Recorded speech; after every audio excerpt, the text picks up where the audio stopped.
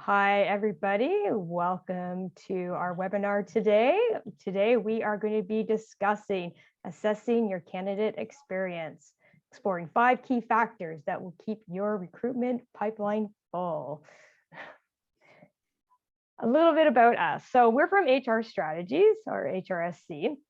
So HR Strategies has been around, actually, Dan, probably about 20 years, give or take. It's been around for quite a while. It started on the HR consulting side and then actually went to the HRIT side. And today we're actually able to combine those two disciplines together.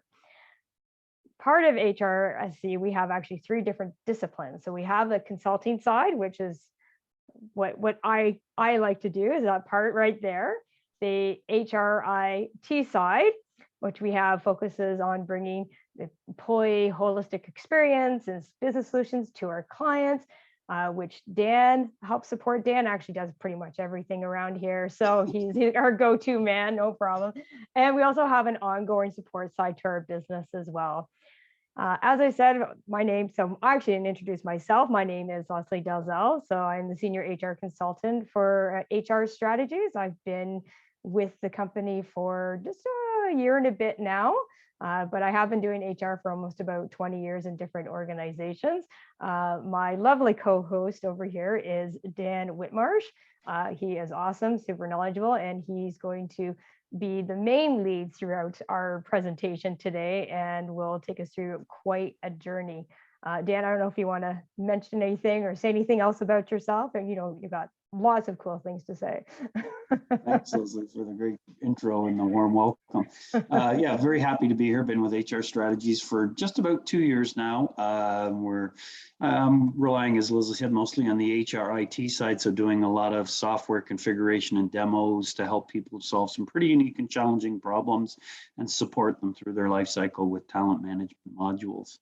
So yeah, we're glad to be here, and we are going to take you on a journey today. It's a story, and it's a lovely story, in fact, and very relevant and time bound. It's about understanding a lot of things about recruitment and the pipelines, and trying to move the needle on some of those sticky points that we have in terms of getting candidates to come through, see your jobs, and apply. We want to dispel a lot of the myths, understand a bit about the recruitment landscape, the candidate journey that they go through, which was an illuminating experience for me just 2 years ago when I was on the market and had to find my next destination. I realized just how backward the recruitment industry really was. And then we're going to take a demo of the software.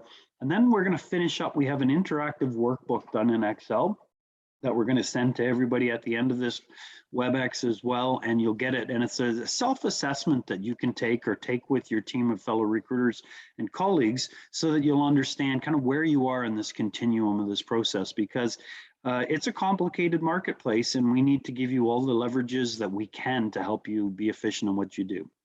So here's the journey and here's the story. And this analogy is going to spring through for a lot of what we talk about today.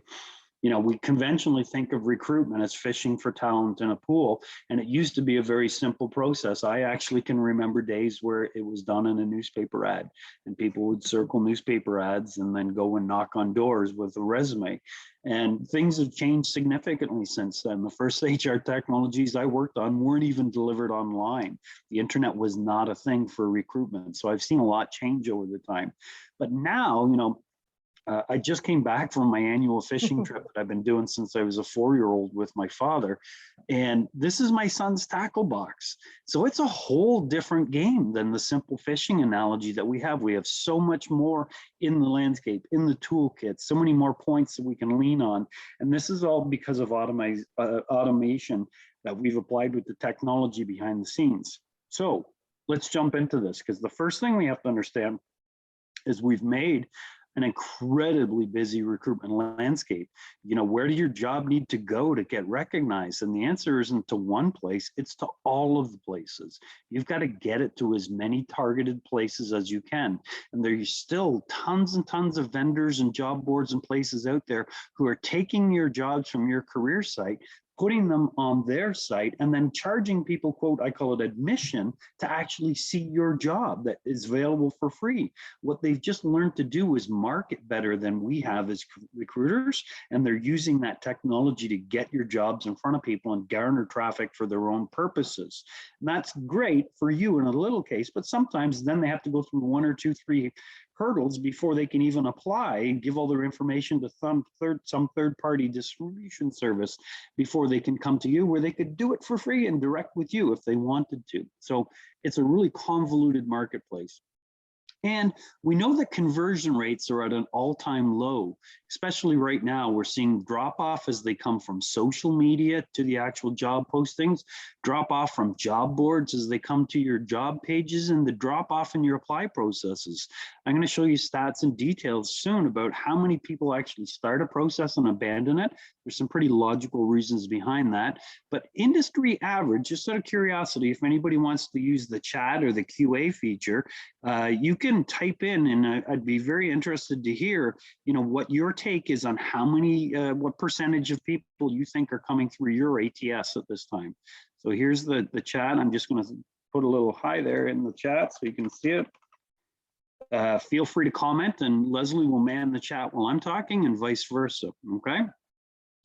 So industry average is, believe it or not, 4 to 10%. It's the industry average. And this has really changed because pandemic rates have positively and negatively affected the rate of the industry, depending upon what types of jobs are being offered. And definitely the advent of mobile over the last 5 to 7 years has really put a further dent in this, because mobile conversion rates are in the 0.1% range. So it's a significant drop off. And that means, if you do the reverse engineering, if you want to get 100 candidates in your pipeline, you've now got to have exposure to 1,000 candidates, or 400, to get the right conversion ratios. So we have to think about what's out there in a job. What's the thing that people are looking at when they apply? And the conventional wisdom says, hey, there are people sitting there with a pocket full of resumes and they can't wait to get them to you fast enough. And that is true. There are candidates like that. We're going to talk about the active candidate. Then there are candidates at the other end of the spectrum who are the passive candidates. But we have to think about all things considered. Imagine sitting down yourself right now and typing into a search engine, presumably Google. I saw somebody raised a hand, so feel free to type in your question if you want, and we'll do our best. So what happens is, people putting things out on a job posting, and they think it's the job title and the description that compels people to apply. So imagine if you were a Java developer in San Francisco and you sat down at Google and typed Java developer, you're going to see thousands of returns. But the trick for you is to decide which one of those Java developer jobs is the right one for you, right? So as recruiters, I need you to think about what we put in a job.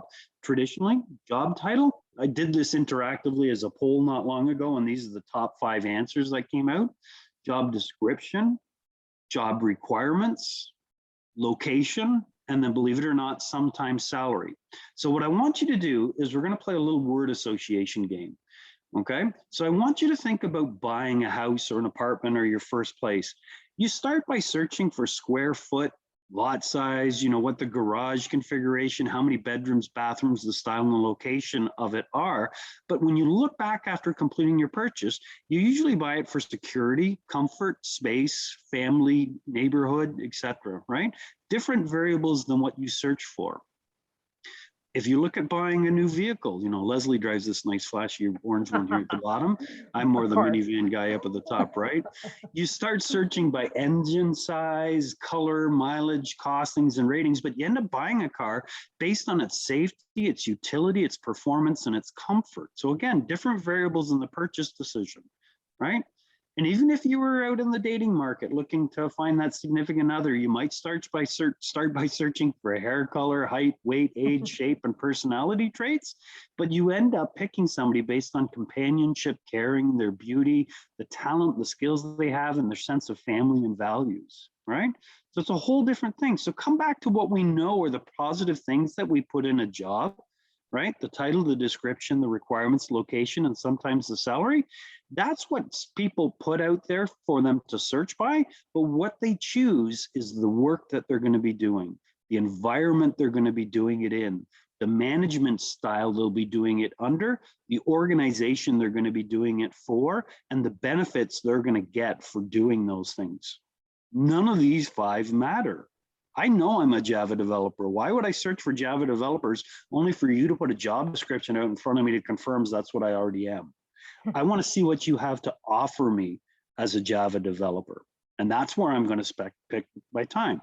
So the job description is really the bait that attracts. And here's a picture of last year's fishing trip with my dad and my son.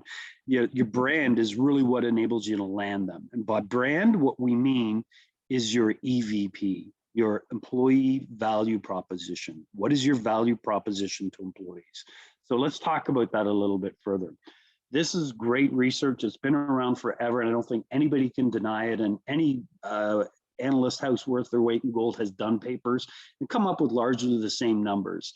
You can get, with a good EVP, 28% reduction in turnover, 50% cost per hire reduction. You can get more qualified applicants. You can increase your time to hire. 88% of millennials believe company culture is very important. 92% of candidates say they would leave their current role for a company with an excellent reputation. It's not about the job and the job description. It's about the organizational values and what they instill, right? So the candidate journey becomes a really tortuous path. They've got a lot of things to jump through and navigate to get to that apply process. And, it's a lot like shopping. Getting information to formulate a decision is really key. They collect data, they assess it, and then they take action. There was a conventional wisdom with that fishing analogy that it's really simple. You put your hook in, you catch a fish.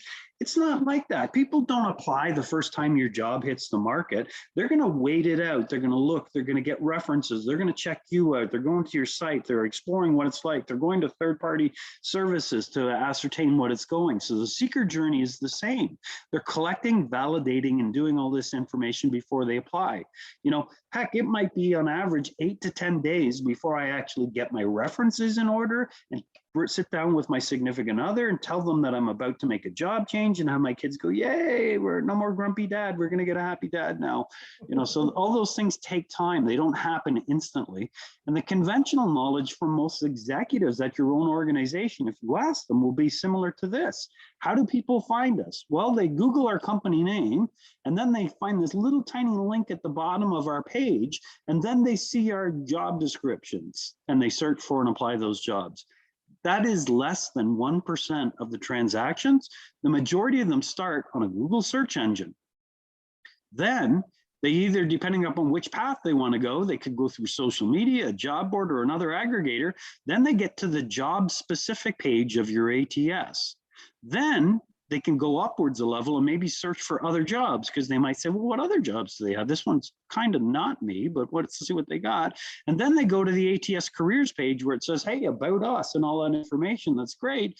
And then they can actually link back to the corporate web page. So they are this far away. Branding typically doesn't even start till here. So they don't even know anything about you or what you offer if they elect to go through these pages. You have to stop this. You have to get the very first page they land on, a combination of the job and your brand combined together so that they don't get derailed in getting to your corporate webpage about what you offer. So great research not long ago, 2018, I guess that is a while ago, but we tried to find some updated versions, but this one was a really big game changer, is that it uses an average of 18 sources to research a company and open roles before applying. So it's not about just the first time I met your brand and fell in love with it and gave you a resume. I'm going to kick tires and wait to see you 18 times before I do so. And if we look at the talent board, they're telling us that more than almost half of the companies rely on your company career site first. Then they look at job boards, LinkedIn, and online groups secondly, and then they get down to mobile career sites, which are never as full as much information as the desktop versions. So there's great research out there. And then this is compounded further by the fact that not all candidates are thinking the same way. You know, this person says, I hear that company is interesting. I need a job now. I wonder if that company has better management styles. If my manager left, I'd go elsewhere. If I could only do this for someone who appreciated me, or would take something special to get me to leave. So we've got all those messes of candidates and how they get there, compounded with the market's landscape of how they see your jobs. So we've got this, what we call the active passive continuum, where we've got candidates at a very beginning level of 22% where they're super passive, and then it gets into the explorer range, which is 44%, and then it kind of goes to the tiptoe, so the 16%, and then the semi-active candidates, and the very active candidates are 8% at the end here. So that's kind of where we found out we were in the first place. We've got a 4 to 10% average conversion ratio. That's likely the very active candidates pounding it out. Can't wait to give you another resume. I updated my resume, added something different. I'm going to give you another one. Those people exist. And at the other end are people who are probably not likely to ever move unless you put a crowbar under their seat, right? So some similar data. We've had this broken out in different examples. That one was from Talent Lift. This one is from LinkedIn. We've seen similar stats come from Job Target. So there's no shortage of data to support that. So what I'm asking you to think about, I've got this spectrum of this dichotomy on the side, totally active over here on the left, totally passive over here on the right. And I need to think about how hard it is to land these candidates. Well, no surprise, a totally active candidate is usually a very easy candidate to land, right? A totally passive candidate is much more difficult to land. And if we distribute those people out on a map, you know, we're going to see that there's a combination, but it's a pretty linear approach. Totally active are much easier to get. And if we think back to those stats about getting those 4 to 10% active candidates, it means that right now with a 10% conversion ratio, you're playing in a very small pool. You're leaving 90% of the candidates off of the marketplace. So we have to do more. And I'm going to show you what we can manipulate, okay? We can look at well-branded career sites. We know this. This was a pivotal research paper from the Corporate Leadership Council in 2006. We know we can increase conversion. We can play up to 60% deeper in the passive pool. We can even do so and land people with less salary if our brand is strong. We can reduce new hire turnover and increase the quality of hires and fit. We can increase the ability to positively impact referrals. We can increase new hire commitment by 28%. These things have been tested, tried, true, and evaluated 1,000 times and always stand up. There's no disputing them, okay?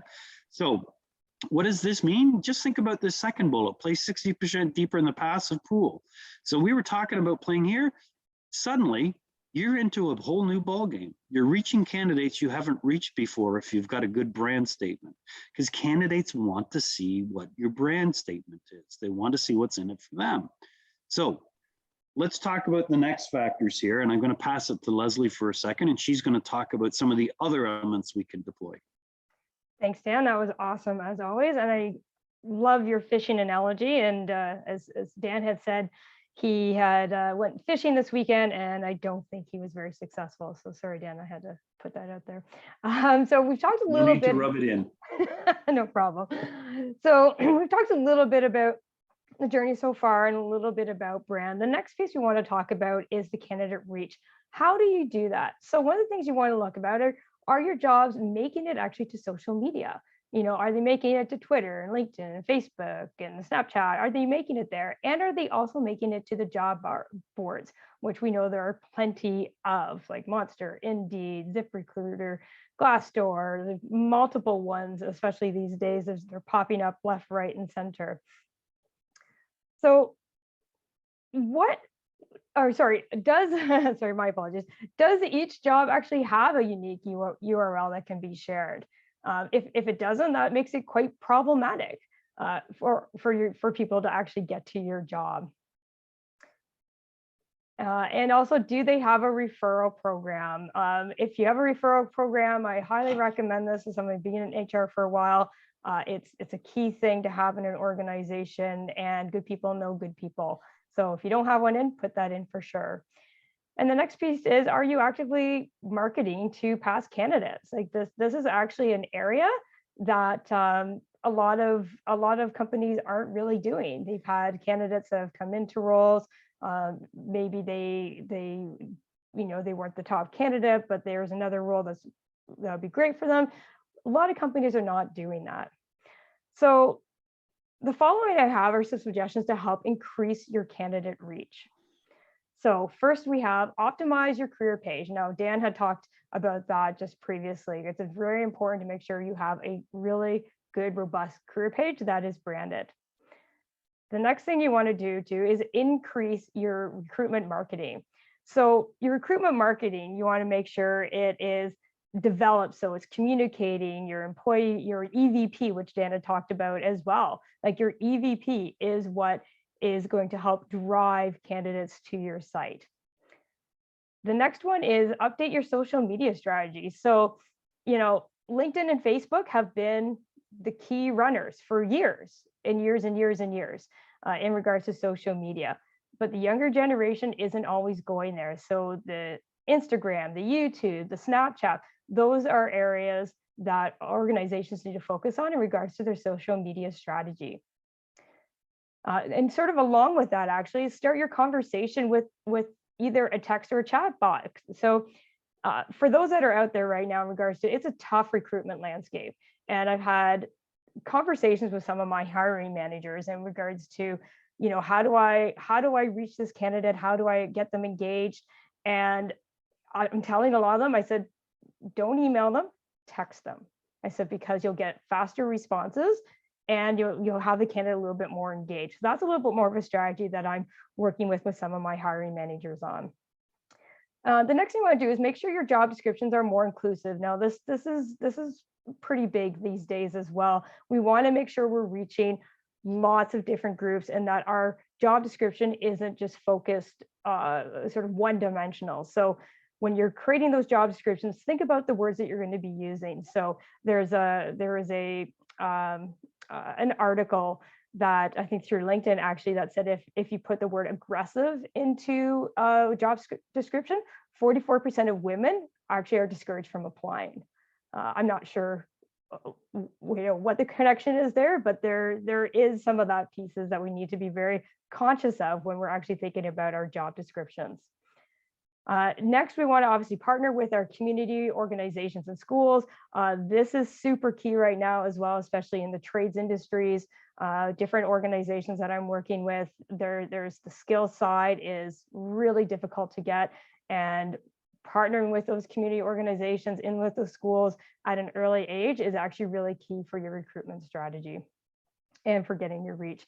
And of course, embrace the automation in AE. Like recruiters, there's so much out there right now that we actually need that help to get those candidates in the door. So the automation, the AI piece to that is something that should be considered as well.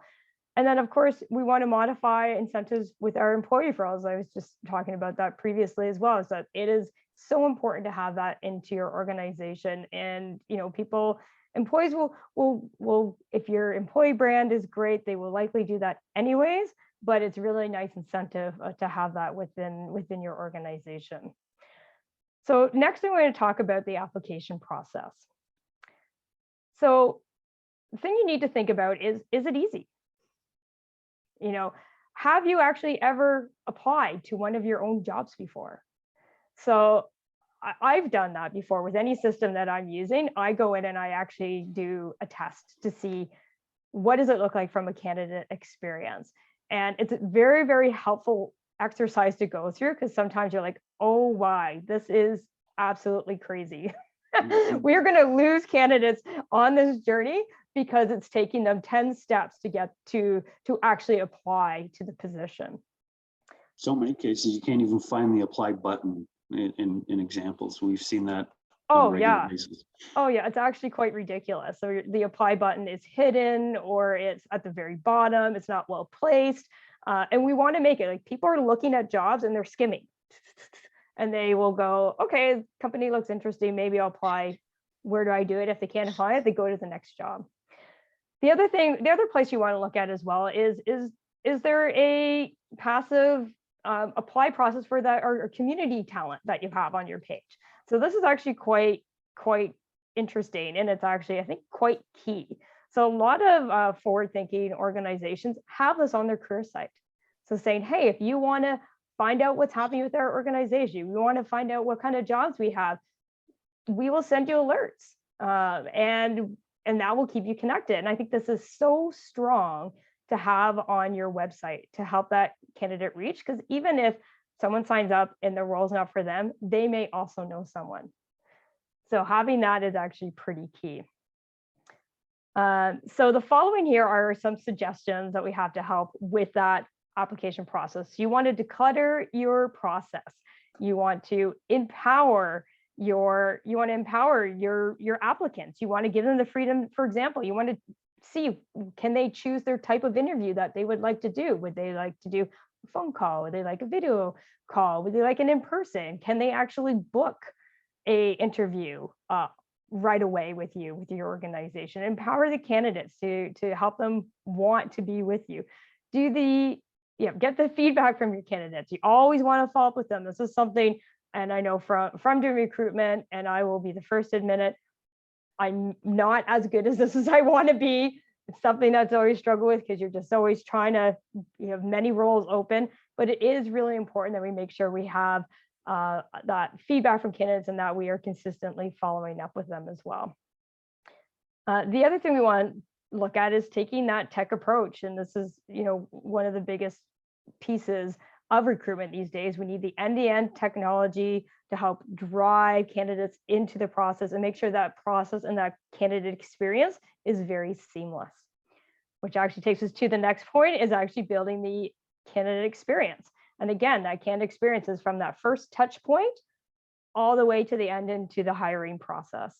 And want to make sure that it's very, very, very smooth, that it's easy, that the communication is there, there's no lag time, and that there is just a robust piece that also embodies your employee value proposition. The other thing as well is we want to make sure we're addressing any biases as well in our application. Just really take that deep dive, and we want to offer the human touch. That is really important. I don't know how many times the candidates are like, wow, it's just so nice to have a conversation with you, and keeping me informed, because I do keep people informed as much as I can. And then of course have that clear communication plan as well. Make sure that you're connecting with your employees and letting them know what the next steps are.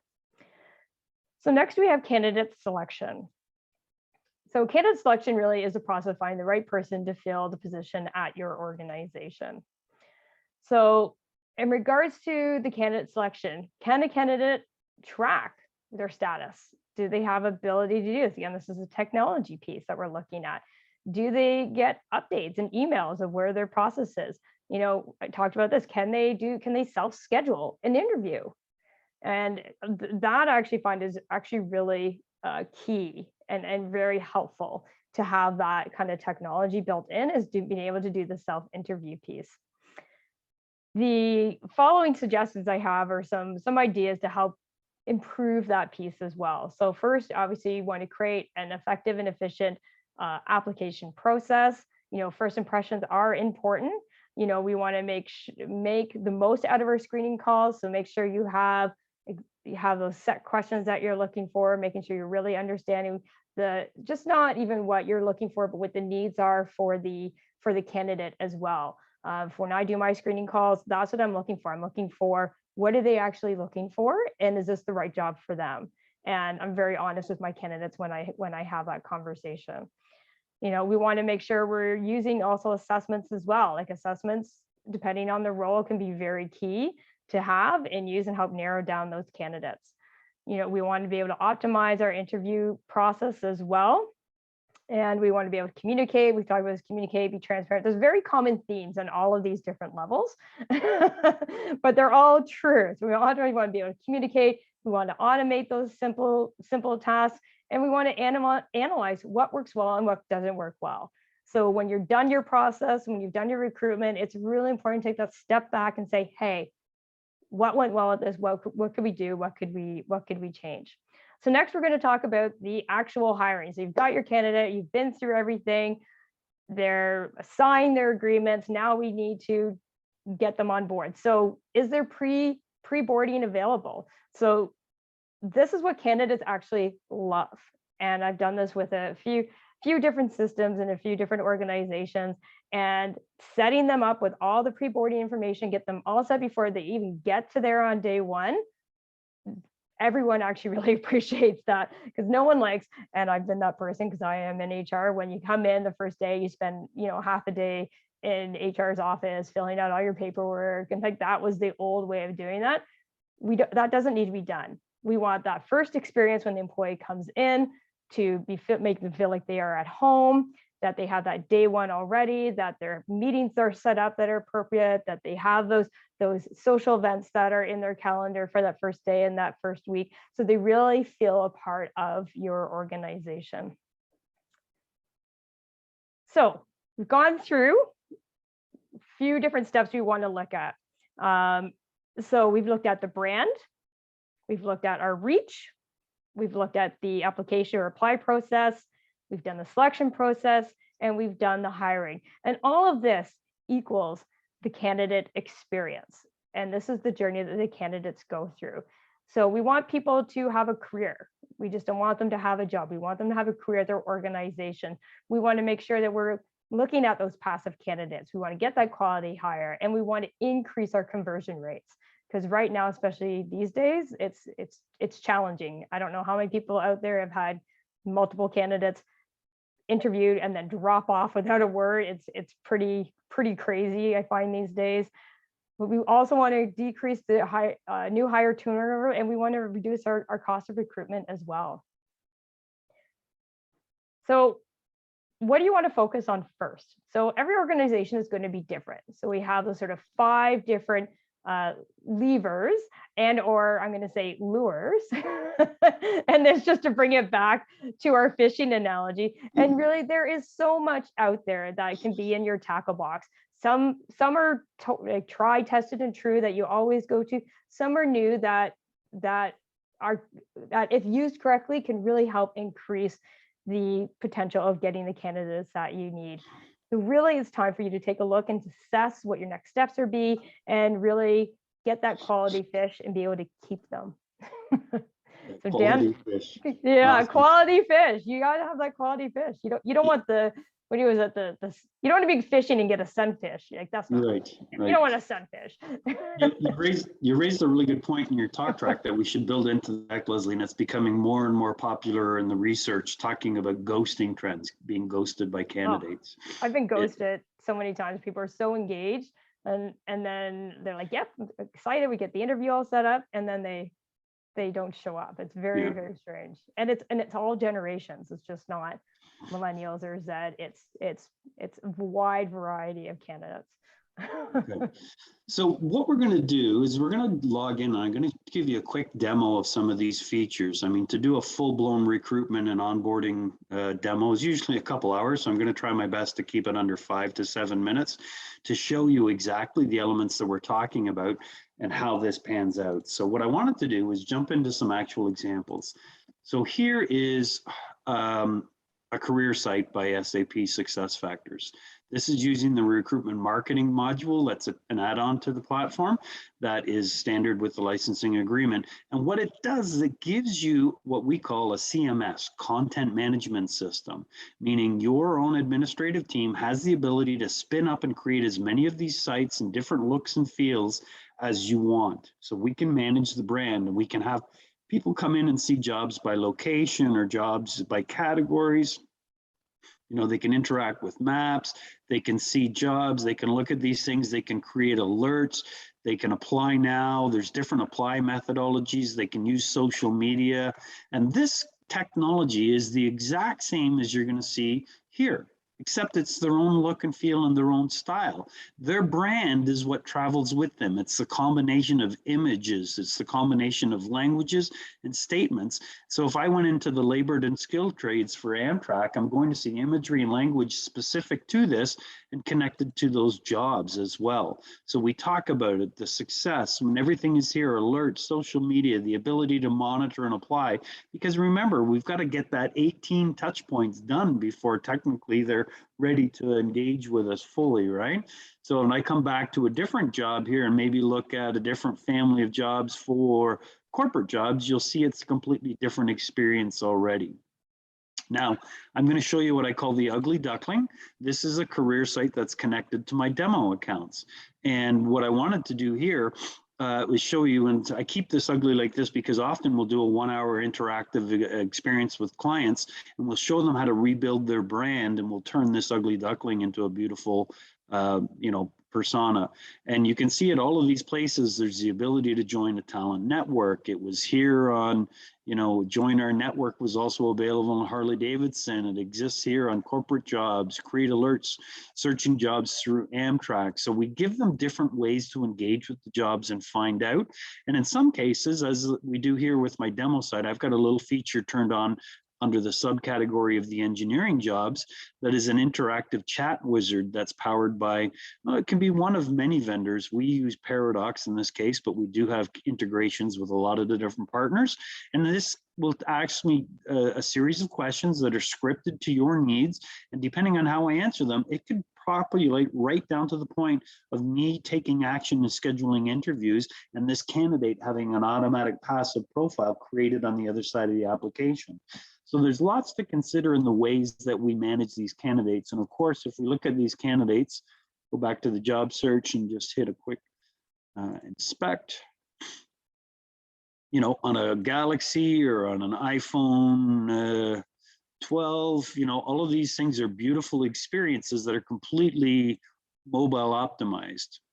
We can come in and we can see those jobs, we can pick things, we can do the applies, we can see the positions, we can create alerts. There's really no limits on it, but it's a rich blend of their brand and their job descriptions that are coming together. If you remember back to that word game that we were playing earlier, the word association game.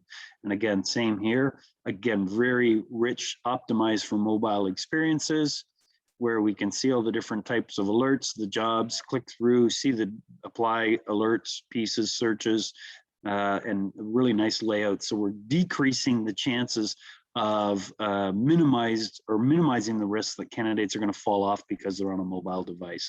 The reality is, to be honest, most candidates will likely fall off on a mobile device because they don't have their resume on a mobile device, and they don't have their references ready, and they usually park it at that point and pick up on a desktop at another point. Okay.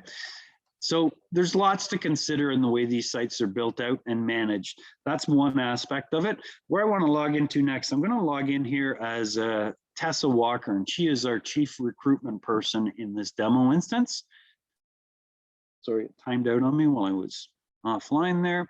So we're going to log in with Tessa, and I want to show you some other great things that are really going to help us with the brand. There's a full brand career site management tool in here. That's a WebEx in its own. We won't go there, but you'll see the ability to change looks, images, pieces on the fly, create new pages as you go. Where I want to spend some time is looking at maybe this job for the scheduler position here. And I'm just going to open this job, and we can see a lot about it already, who the hiring manager, recruiters, people are. So the recruitment module is a combination of 4 real things. One is the ability to manage all of your requisitions and then cross-post them, not only to your internal and external sites and agencies, but also to 3,700 universities, colleges, and job boards, as long as you have a connection and accounts with those places. So we have a job postings engine. It gives us the ability to track and manage all of the positions, to look at the job profile and run an analyzation across it. To Leslie's point about hearing that word aggressive in a piece, if we look at these job descriptions, the job summaries, the competencies, the skills, and the education, right down to the interview questions we have connected to each job, we can see that it runs this through an ONET data, and it's coming back instantly telling us, hey, too masculine. These words, too feminine words, you need to change them. It's also telling us recommended skills that you've put into the descriptions that you might want to add these words. And then it also knows for an expediting clerk in the market that I posted this job that my salary is in line with where it should be. It will actually do a 4th element, which I can't demonstrate with a demo account. It will tell me last time I hired in this account, where did the job boards perform? How many candidates came from Monster who made it to interview? How many came from LinkedIn? How many came from Indeed? So it'll help you refine where you're going to put your investment and spend money on where the posting goes next. So there's some nice bias control elements in there.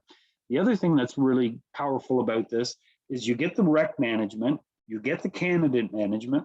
We've already talked about the content management that helps you brand and manage the front end of your career site, so you're not reliant on your ATS vendor. You can go in and self-serve, change images, create new pages, etc. But you also get what's called a light CRM, which is candidate relationship management, where you can continue with your reach. You see here where we can take that job for the scheduler and create it, maybe generate short URLs and QR codes that we'd want to market out.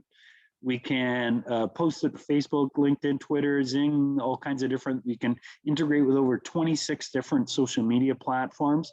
And then we can actually use these campaign URLs inside of messages that we can send out to people. So we actually have a marketing tab at the top that I just clicked through that allow us to start campaigns, welcome, or looking for your dream job, or hey, we loved how you interviewed with us, to Leslie's point of following up with your silver medalist. Perhaps you park these in campaign pools and you want to start launching new marketing efforts to them. And these email campaigns can be connected to talent pools that will then send out to targeted individuals. So there's a lot going on here from a brand's perspective, from a reach perspective. Inside here as an internal employee, I have a robust careers page where I can see just the jobs that are marketed internally. And not only can I see my job applications, save jobs, my profile, I can actually track my referrals and my interviews through here as well. So if I've started making referrals for my friend Adele here into that scheduler role, I can see where she is, and you control the rules and the limits around how long or what the status is required for payout, but it allows us to track it interactively for everybody to see where their referrals are and if you've even been taken up on a referral process. Okay. When we were looking at those career sites, we did see how the multiple ways we provided the candidates to apply. We have the ability then to take in all of these if I go back to the recruiting module here, you'll see that we have all those passive candidates that are coming through the chat bot or into my profile. We can start to sort through all those candidates and set out talent pools and communities. I can search through anybody who's been external, internal, or both, whether they've had consent, come through the employee referral, or even just be part of a talent pool. Or maybe I just want to create a net new talent pool and say, hey, find anybody who has project management on their resume and add them here to a project manager pool that I've already created, where I might want to start to do some campaigns out to these people. So I've got 10 people, 6 were new leads, 2 have been contacted. So these could be the passive candidates that we're working. They haven't applied to the job we want to work them in, but we're using this as a light CRM toolkit to keep them engaged. Okay, so that's a little bit about the apply. We've covered brand, reach, and apply. Let's talk about the select and hiring phases here.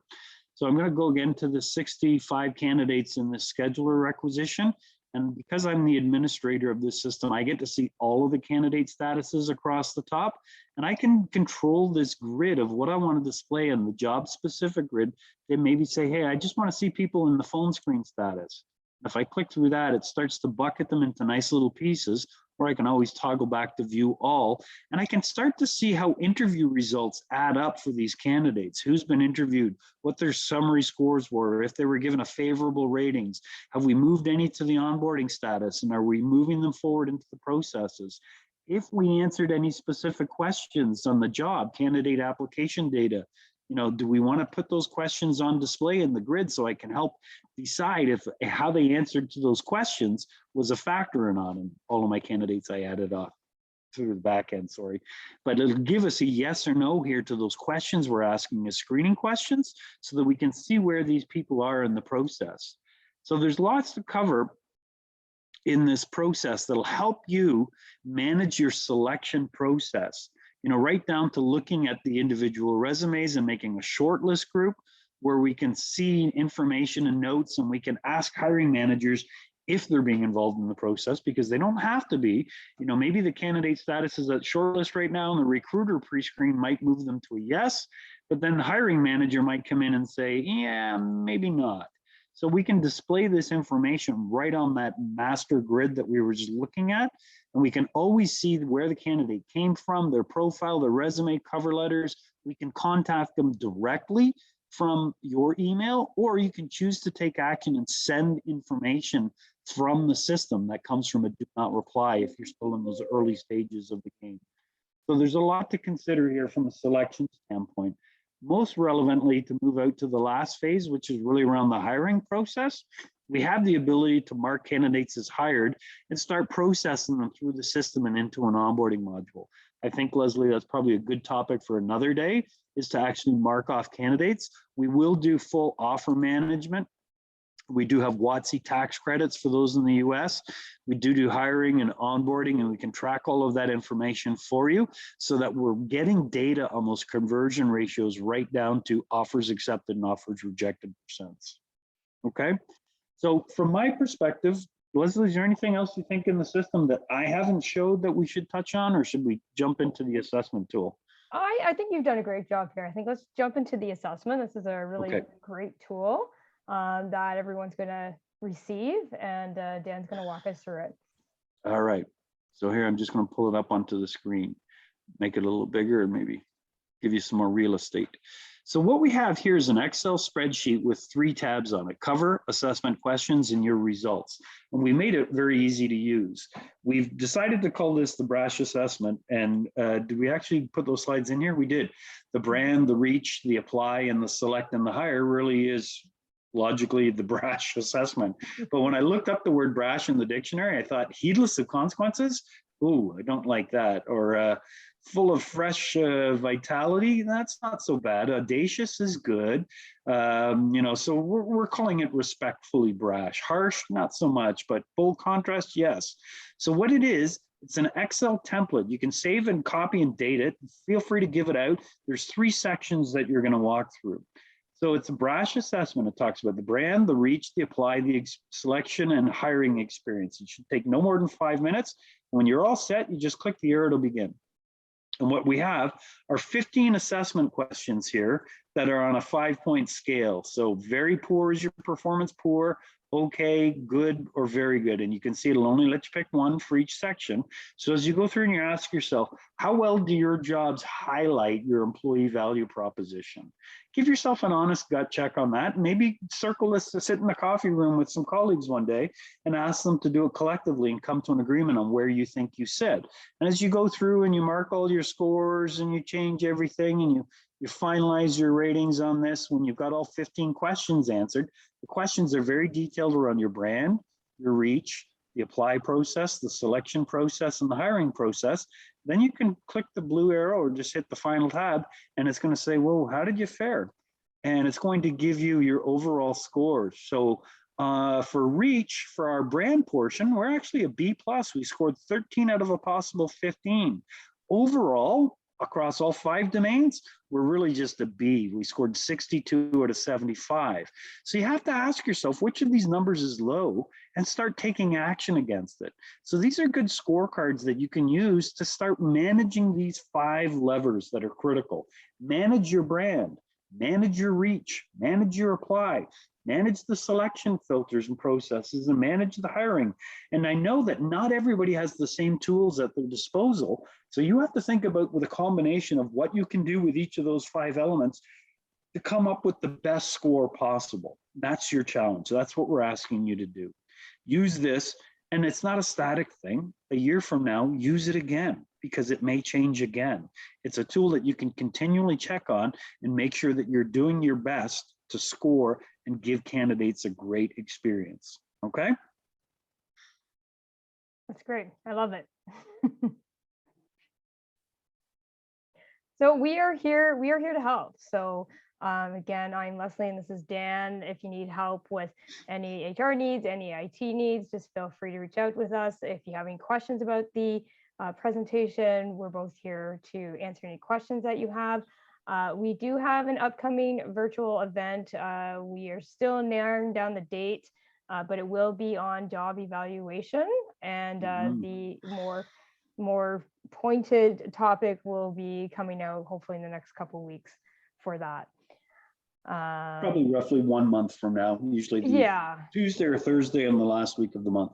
Yeah, it's January 1 we will do that. But job evaluation is actually a kind of nice segue into what we just talked about in regards to recruitment and making sure that we have, when you are bringing people on board, you're bringing them into the right spots. as well in that year 2 market. So that's what we'll be doing next time. If you have any questions for us, we can take some questions now. If you want to have reach out to both of us, here's our contact information. We're happy to connect with you anytime. Mhm. So I didn't see any comments or questions coming in at all, Leslie, during the course of the event, which is good, maybe bad, who knows? But you do have our contact information. Yes. The standard question we always get asked is, will you get a copy of the deck? Absolutely. We have a process. Somebody from our sales team will follow up with you and give you the spreadsheet and the deck. And we thank you. If there's no further questions or comments, we'll give you some time back to enjoy the rest of your day. Okay, awesome. Thanks, Dan. Thank you, Leslie. Thanks to everybody for joining us. Okay, bye.